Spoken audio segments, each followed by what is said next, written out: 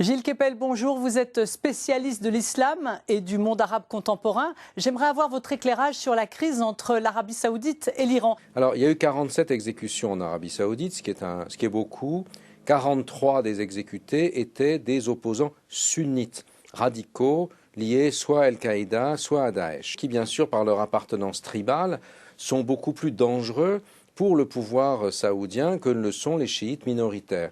Et pour faire passer la pilule de l'exécution de tous ces sunnites radicaux, le gouvernement saoudien a donné en pâture, d'une certaine manière, pour faire bonne mesure, si j'ose dire, le petit nombre de chiites qui avaient été exécutés. On a l'impression que l'Arabie saoudite est un peu prise entre le marteau et l'enclume.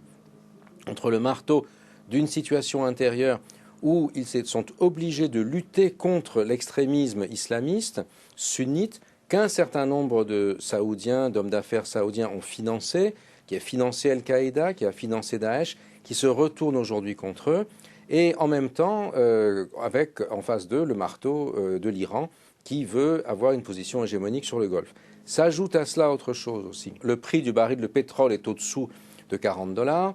Donc ça pose un très gros problème d'équilibre au budget saoudien. Ça fait monter des revendications, en particulier parmi tous ceux qui ont été écartés de la succession qui vient d'avoir lieu en Arabie saoudite. Mais est-ce que justement ces problèmes liés au pétrole peuvent avoir des conséquences pour le reste du monde, notamment en matière économique? Le problème des Saoudiens, c'est que ce sont eux qui ont déclenché la baisse des prix en augmentant leur production.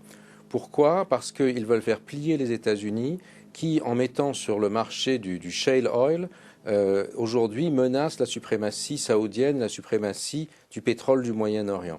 Si les prix sont très bas, alors les producteurs de shale oil américains ne pourront plus produire et les Saoudiens vont pouvoir recommencer à être hégémoniques sur le marché. Le problème, c'est qu'il y a un délai de latence, plusieurs mois, voire plusieurs années avant que cette stratégie ne se produise, et qu'entre-temps, le Royaume risque de faire face à des difficultés financières, politiques et sociales terribles. On sait que les deux puissances régionales s'affrontent aussi sur le terrain, sur d'autres terrains, indirectement en Syrie, au Yémen. Est-ce qu'il va y avoir des conséquences dans ces deux guerres? Un certain nombre de puissances voient ça avec beaucoup d'inquiétude. La Russie qui est une pétromonarchie aujourd'hui, et la baisse des prix du pétrole inquiète énormément M.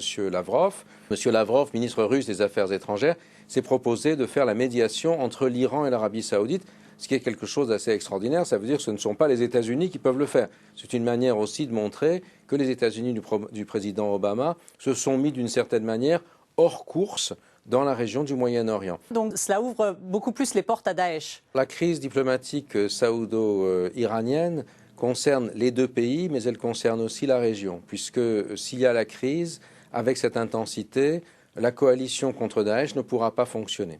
Gilles Kepel, merci beaucoup, merci pour cet éclairage.